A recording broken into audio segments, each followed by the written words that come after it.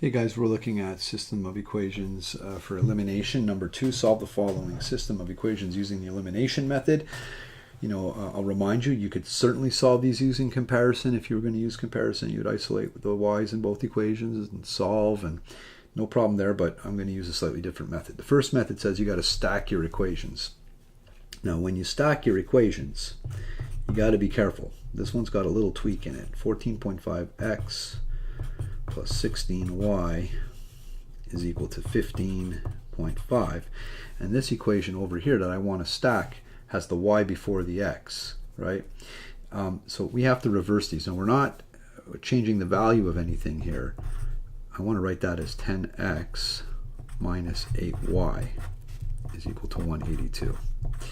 And the reason I'm doing it is I want my x's to line up over my x's and my y's to line up over my y's. I'm not transposing anything across the equal sign, so I don't have to worry about signs, right? I'm just adding them in reverse order. It would be like saying 3 plus 4 or 4 plus 3. It's the same thing. So 10x minus 8y equals 182. So the rules for solving by elimination,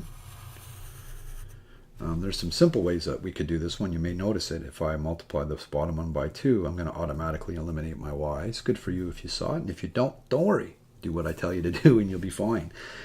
The basic rule is multiply the top one by the bottom coefficient of x and multiply the bottom one by the top coefficient of x. It'll work every time. So I'm going to multiply this one by 10 and I'm going to multiply this one by 14.5. We'll get some big numbers. That's okay. They're going to break down afterwards nice and neat. And just remember that when you multiply that 10, you've got to do it 3 times. And then the same thing with the 14.5 on the bottom, distribution.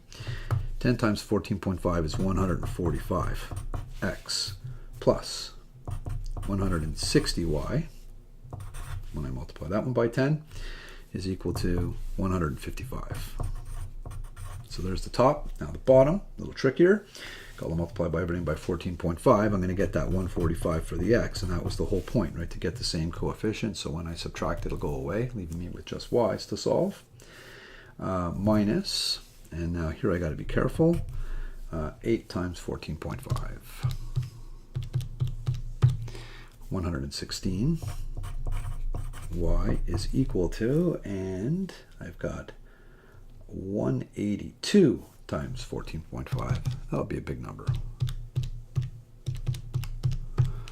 2,639. So now I'm going to subtract the bottom equation from the top equation, which means reverse all your signs on that bottom equation. So that becomes a minus, that becomes a plus, and that becomes a minus. That gets rid of this. And now I go 160 plus 116 is going to equal 276 for the y.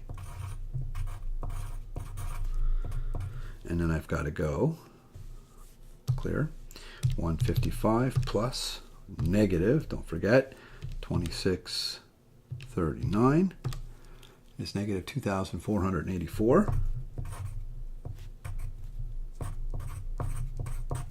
And now divide both sides by the coefficient of y in order to solve for y. So divide it by, and I get negative 9. Now that I know my y, what do I need? I need my x. So it doesn't matter which equation I pick. I'll pick this bottom equation here. This one over here, 10x minus 8y equals 182.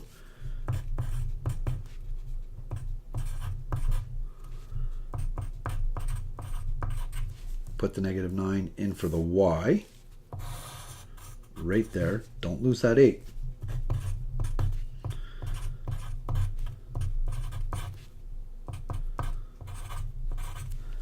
We get that. Multiply.